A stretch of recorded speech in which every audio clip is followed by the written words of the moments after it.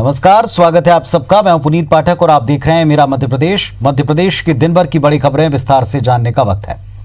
मध्य प्रदेश में बीते 24 घंटे में 192 नए कोरोना पॉजिटिव मिले हैं और कुल केस की संख्या बढ़कर 7,453 हो गई। अब तक 321 लोगों ने वायरस के चलते जान गंवाई है। लगातार बढ़ते मरीजों के बीच राहत की खबर ये कि प्रदेश में रिकवरी रेट सुधर रहा है। 54% मरीज पूरी तरह ठीक हुए डिस्चार्ज हो चुके हैं। ठीक होने वाले मरीजों की संख्या तकरीबन 4,050 हो गई और एक्टिव मरीज 3,082 हैं। यानी एक्टिव मरीजों की संख्या से ठीक हुए मरीजों का आंकड़ा काफी ज्यादा है। प्रदेश में सबसे अधिक मरीज इंदौर में हैं, जहां 78 नए मरीजों के साथ कुल पॉजिटिव 3,260 हैं। 122 लोगों की मौत हुई है, वहीं 1,500 से ज्यादा मरीज ठीक हो चुके हैं। दूसरे नंबर पर भोपाल है, जहां 17 नए मरीजों के साथ कुल 1,373 केस हैं। 51 लोगों ने कोरोना संक्रमण के चलते जान गंवाई। 879 लोग अब तक ठीक हुए हैं। 443 एक्टिव केस अब भी मौजूद हैं। उज्जैन का तीसरा स्थान है, जहां 25 नए मरीज के साथ कुल 639 केस सामने आ चुके हैं, जिनमें से 54 लोगों की जान गई और 290 ठीक हुए। बुरहानपुर में कुल केस तकरीबन 300 हैं। खंडवा जबलपुर में आंकड़ा 200 के पार है।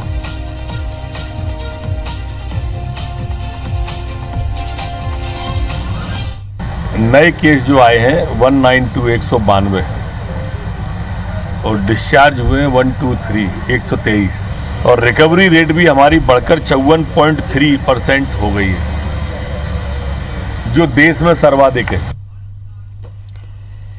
नीमच में 24 घंटे में 34 नए कोरोना पॉजिटिव मिले हैं, जिस पर मंत्री नरोत्तम मिश्रा का बयान है कि नीमच जिले में जावद में सबसे ज्यादा संक्रमण फैल रहा है।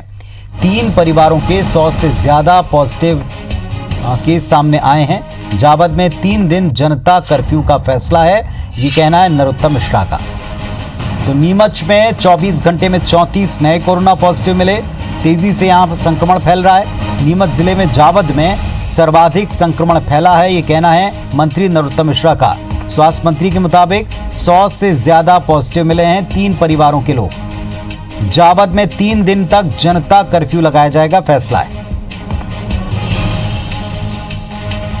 नीमच जिले के जावद में ये सब्जी का काम करते थे, एक ही 3 परिवार के ही 100 लोग हैं, 3 ही परिवार के। तो रनिंग की दिक्कत और ट्रेस करने वाले मामले हैं, और इसलिए आज मुख्यमंत्री जी ने तय किया है कि जावद में पूरी तरह से 3 दिन के लिए जनता कर्फ्यू लगा दिया जाए। और हमारे सहयोगी विजित इस वक्त हमारे साथ में जुड़े हैं। विजित, क्या स्थिति है वहां? जी, हालात ऐसे है कि अब दिन ब दिन पॉजिटिव मरीजों की संख्या बढ़ती जा रही है और एक और अभी मामला आया है शाम को, वो भी जावद कंटेनमेंट एरिया का है। इसके साथ जिले में 151 पूरे कोरोना पॉजिटिव मरीजों की संख्या हो गई है। और सबसे चौंकाने वाली बात जावद से ही आ रही है कि जावद में इतने तादाद में एक साथ इतने केस आना कहीं न कहीं प्रशासन की कार्यप्रणाली पर सवाल खड़े करता है। और मुख्यमंत्री शिवराज सिंह चौहान ने इसको गंभीरता से लिया और एसडीएम को कल सस्पेंड कर दिया गया है। और अभी लगभग 100 से अधिक रिपोर्ट आना बाकी है। इसके बाद संभावना व्यक्त की जा रही है कि आंकड़ा और भी बढ़ सकता है। जी, शुक्रिया आपका इस जानकारी के लिए विजित। तो विजित हमको बता रहे थे कि लगातार जो केस बढ़े हैं, 24 घंटे में जिस तरह आंकड़े में उछाल आया, उसको देखते हुए अब कुछ कड़े कदम उठाए जाने की संभावना बन रही है। जावद में 3 दिन में जिस तरह केसेस की संख्या बढ़ी, उसके बाद स्वास्थ्य मंत्री ने भी स्वीकार किया कि यहां कोरोना संक्रमण तेजी से फैल रहा है। महामारी में जिन कोरोना योद्धाओं ने संक्रमित क्षेत्रों में मरीजों को अस्पताल पहुंचाया, अपना फर्ज निभाया, अपने जान की परवाह नहीं की, 108 एम्बुलेंस का पैरामेडिकल स्टाफ, उनके साथ एक अमानवीय व्यवहार हुआ। कई सवाल इसने उठा दिए। गर्मी के चलते गश खाकर बीएमसी के गेट पर गिरे पैरामेडिकल स्टाफ कर्मचारी की मदद के लिए कोई डॉक्टर सामने नहीं आया। मोतीनगर थाना क्षेत्र से पैरामेडिकल स्टाफ 2 कोरोना पॉजिटिव मरीज को लेकर बीएमसी में शिफ्ट करने दोपहर 2 बजे पहुंचा। इस दौरान पैरामेडिकल स्टाफ के हीरालाल प्रजापति तेज गर्मी और पीपीई किट पहनने की वजह से बेहोश हो गए और इस पर उनके सहकर्मी ने उनको उठाया और बीएमसी में भर्ती कराने का प्रयास किया। बीएमसी स्टाफ से मदद मांगी, लेकिन बीएमसी ने उन्हें जिला अस्पताल ले जाने की सलाह दे दी। इस दौरान तकरीबन आधे घंटे तक पैरामेडिकल स्टाफ का कर्मचारी धूप में बीएमसी के गेट के बाहर ही पड़ा रहा। बाद में जिला अस्पताल ले जाकर उसे भर्ती किया, उसका इलाज शुरू किया।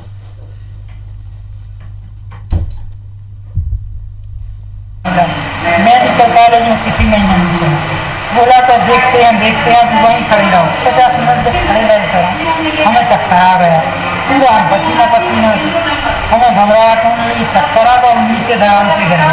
डिहाइड्रेशन की वजह से फेंट हो गया और बेहोश हो गया था। उसको तुरंत बीएमसी के कर्मचारियों द्वारा जिला चिकित्सालय में भर्ती करा दिया गया। चूँकि अब बीएमसी में केवल कोविड पेशेंट ही भर्ती हो रहे हैं, तो इसलिए उसको वहाँ भर्ती नहीं किया जा सकता था।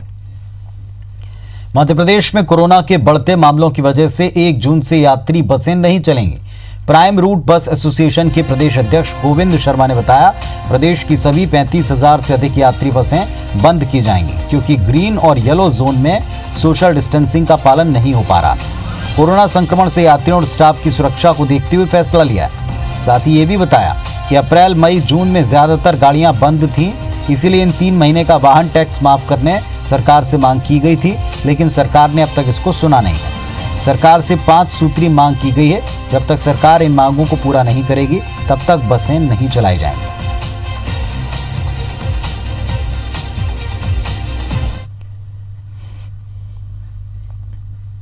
बीजेपी महासचिव कैलाश विजयवर्गीय ने आर्टिकल 30 के औचित्य पर सवाल उठाकर एक नई बहस छेड़ दी। उन्होंने ट्वीट कर कहा कि संविधान के अनुच्छेद 30 ने समानता के अधिकार को सबसे ज्यादा नुकसान पहुंचाया। अनुच्छेद 30 के तहत अल्पसंख्यकों को शैक्षणिक संस्थान संचालित करने का अधिकार है। संविधान का ये अनुच्छेद ये भी कहता है कि सरकार मदद देने में किसी भी शैक्षणिक संस्थान के खिलाफ इस आधार पर भेदभाव नहीं कर सकती कि वो अल्पसंख्यक प्रबंधन के अधीन है। विजयवर्गीय ने लिखा कि देश में संवैधानिक समानता के अधिकार को आर्टिकल 30 सबसे ज्यादा नुकसान पहुंचा रहा है। ये अल्पसंख्यकों को धार्मिक प्रचार और धर्म शिक्षा की इजाजत देता है, जो बाकी के धर्मों को नहीं मिलती।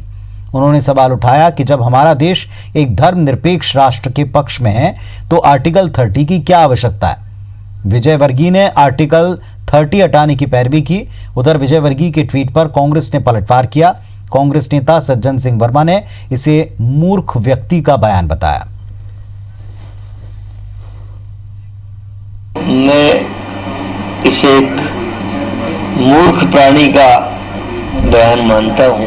आर्टिकल 30 स्पष्ट उल्लेख है उसमें कि भारत में रहने वाला हर नागरिक, हर समाज, उसे अपने धर्म का प्रचार करने का अधिकार है, उसे शिक्षा लेने का अधिकार है।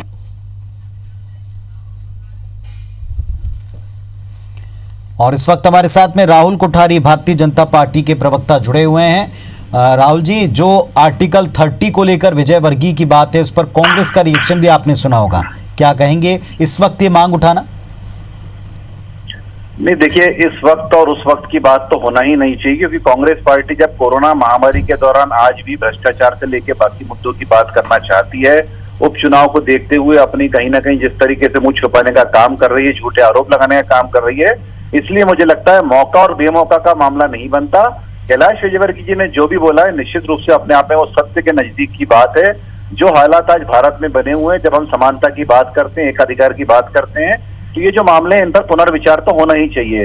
ये बात भी सही है कि भारतीय जनता पार्टी का पक्ष अभी इस पूरे मामले में तय नहीं है, ये कैलाश जी का व्यक्तिगत विचार है, लेकिन हमें लगता है कहीं ना कहीं आज नई पीढ़ी के नाते हम बात करते हैं, तो इस तरह के विचार होने चाहिए, इस पर पूरी तरीके से नवाचार होना चाहिए। और जो आज कहीं ना कहीं एक धार्मिक आधार पे ये सब चीजें होती हैं, इसको लेकर कोई अच्छा संदेश नहीं जाता। कहीं ना कहीं एक आने वाली पीढ़ी जो है, इसको ठीक दृष्टि से ना देख के घृणा की दृष्टि से देखती है। इसलिए हमें लगता है पुनर्विचार समय समय पर जो होना चाहिए, उसमें इसका भी मामला बनना चाहिए। राहुल जी, देश में आपकी सरकार है, बहुत सारे संवैधानिक सुधार वो कर चुकी है, इस तरफ भी वो आपकी पार्टी के बड़े नेता हैं, वो पार्टी के मंच पर ये बात उठा करके ये इस सुधार की तरफ ले जा सकते थे। इसे क्यों ना राजनीति समझें जो उन्होंने ये बयान दिया है? नहीं, देखिए, राजनीति अलग विषय हटकर रहा है। आज जिस तरह से चाहे जमात की हम बात करें या तबलीगियों की बात करें, तो कहीं ना कहीं सारे मामले आज देश में बाकी घर की अगर हम आवश्यकता की बात करते हैं, स्वतंत्रता इन लोगों को मिली हुई, उसके नाते क्या क्या उसका दुरुपयोग होता है, क्या क्या उपयोग होता है। और हम जानते हैं कि आज बहुत सारी माइनॉरिटीज इंस्टीट्यूशन भी ऐसी हैं देश में।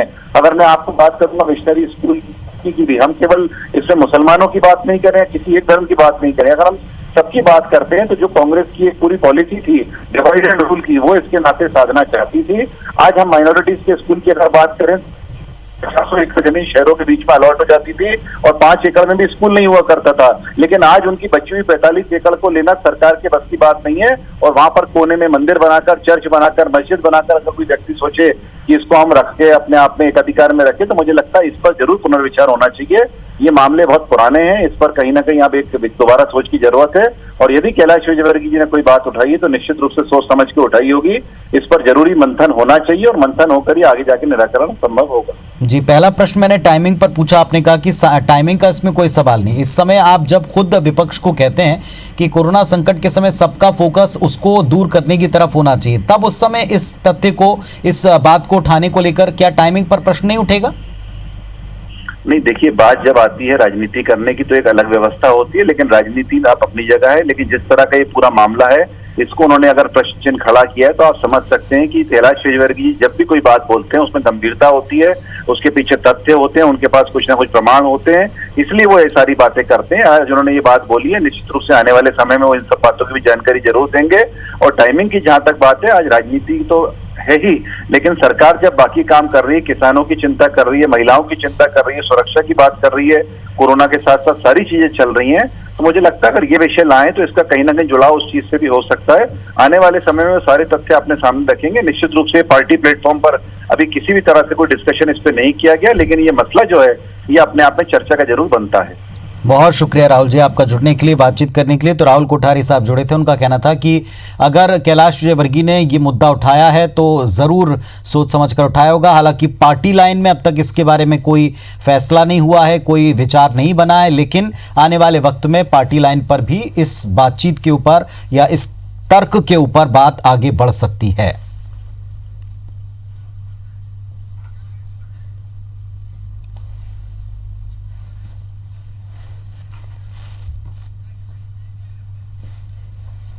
मध्य प्रदेश में मुख्यमंत्री शिवराज ने ग्रामीण आबादी सर्वेक्षण योजना को लागू करने का निर्देश दे दिया। इस योजना के तहत ग्रामीण बसाहट का सर्वे कर अधिकार अभिलेख तैयार किया जाएगा। साथ ही जनता को भूखंड का मालिकाना हक मिलेगा। भारतीय सर्वेक्षण विभाग जून के पहले सप्ताह से हरदा और डिंडौरी जिले के कुछ गांवों में सर्वेक्षण कार्य शुरू करेगा। सीएम ने कहा कि योजना में पहले साल प्रदेश के 10 पायलट जिलों का चयन हुआ है। 42 जिलों का सर्वे दूसरे और तीसरे साल किया जाएगा। जनता को इस योजना का लाभ पीएम मोदी की ग्रामीण आबादी सर्वेक्षण योजना की घोषणा के तहत मिलेगा।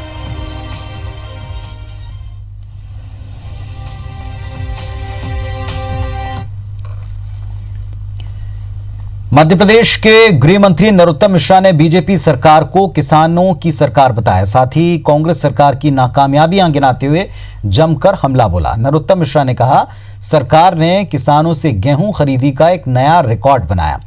पिछले साल की तुलना में 2 गुना गेहूं खरीदा है। कांग्रेस भ्रम फैला रही है कि बैंक किसानों का पैसा काट रहा है, जबकि ऐसा कुछ नहीं।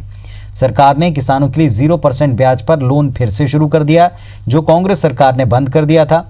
वहीं मिश्रा ने कहा कि कोरोना संकट काल के कारण अर्थव्यवस्था पर असर हुआ है, जिसको लेकर बजट की तैयारी की जा रही है।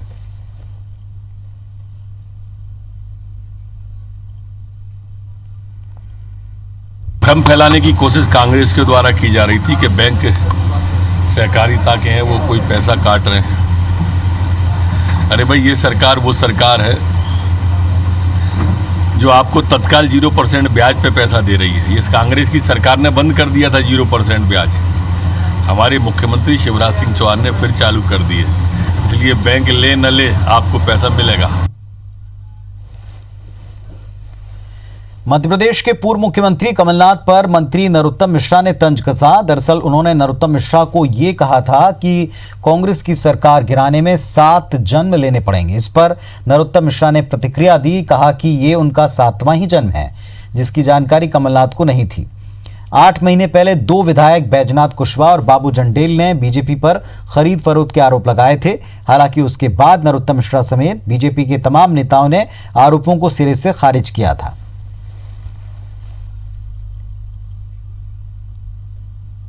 एक नेता ने तो पूछ लिया ऐसे ही, मेरा नाम लेके बोल दिया कि नरोत्तम सोच रहा है तो सरकार गिराने में उसे 7वां जन्म लेना पड़ेगा। उसे मालूम ही नहीं था कि ये मेरा 7वां जन्म था। नहीं, हमें क्या करना उससे, अपने बोझ से गिरी। वरिष्ठ कांग्रेस नेता और मध्य प्रदेश के पूर्व सीएम दिग्विजय सिंह ने सिंधिया और नरेंद्र सिंह तोमर पर तंज कसा। दिग्विजय सिंह ने अपनी फेसबुक पेज के ऊपर लिखा कि कल के महाराज आज गुलाम हो गए, कल के गुलाम आज महाराज हो गए। कल तक सलाम ठोकने वाले तोमर आज पूछ रहे हैं सिंधिया हैं कौन। सही है, गद्दारों की इज्जत कहीं नहीं होती। इस तरह की बातें दिग्विजय सिंह ने सोशल मीडिया पर लिखी। वैसे पहली दफा नहीं है जब दिग्विजय सिंह ने इस तरह का कुछ लिखा।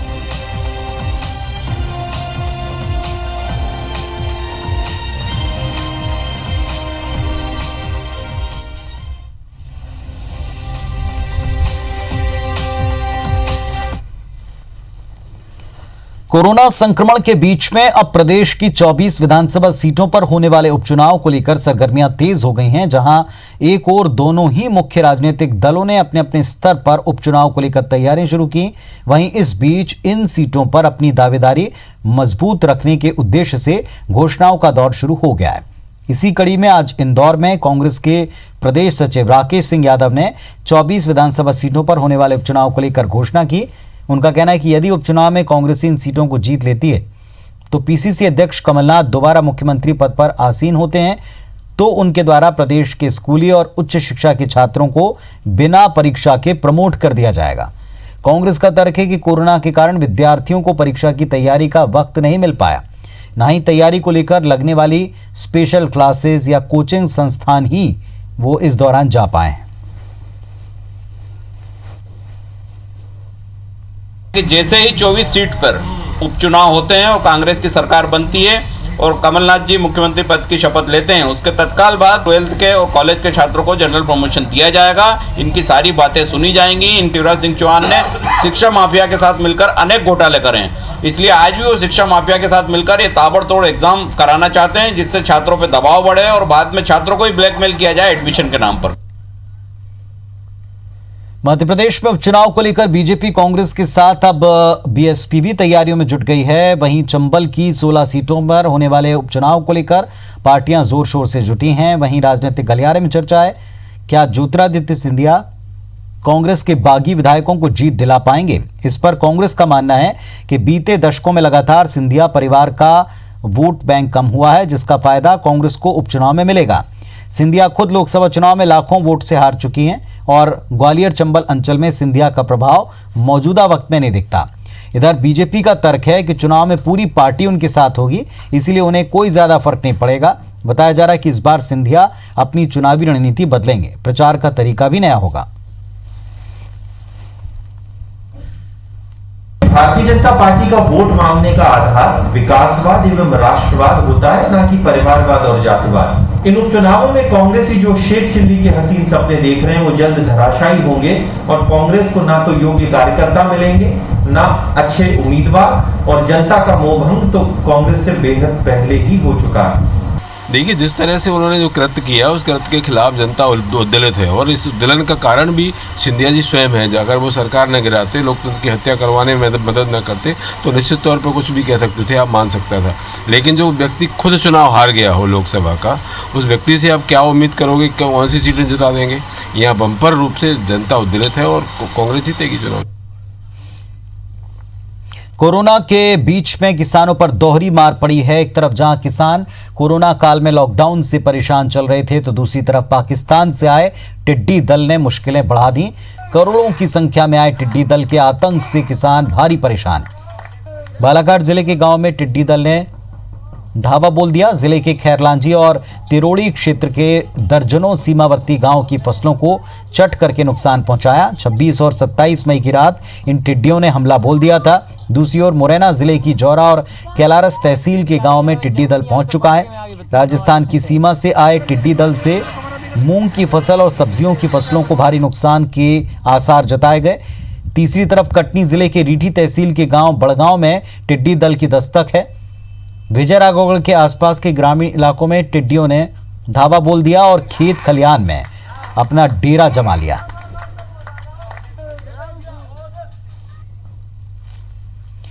पन्ना के जिला चिकित्सालय में इलाज की जगह झाड़ फूंक का नजारा देखने को मिला। पूरा मामला अस्पताल के बच्चा वार्ड का है, जहां 1.5 साल के बच्चे को हार्निया की बीमारी के चलते भर्ती किया गया, लेकिन उसे सही इलाज नहीं मिल पाया और मासूम की हालत बिगड़ती चली गई। इसके बाद उसे रेफर कर दिया गया, लेकिन परिजन की आर्थिक स्थिति अच्छी नहीं होने के चलते वे बाहर इलाज नहीं करा सके और झाड़ फूंक का सहारा लिया। बच्चा वार्ड के अंदर ही अंधविश्वास का खेल चलता रहा। स्टाफ के साथ वहां भर्ती कई लोग इसे देखते रहे। परिजनों से जब बात की गई तो उन्होंने बताया कि साहब क्या करें, बच्चे को ऐसे मरते देख नहीं सकते, डॉक्टर देखने नहीं आएंगे तो इसी तरह का विकल्प अपनाना पड़ेगा। वहीं ड्यूटी डॉक्टर का कहना है बच्चे का इलाज सर्जन डॉक्टर ही कर सकते थे, लेकिन वो उपलब्ध नहीं है।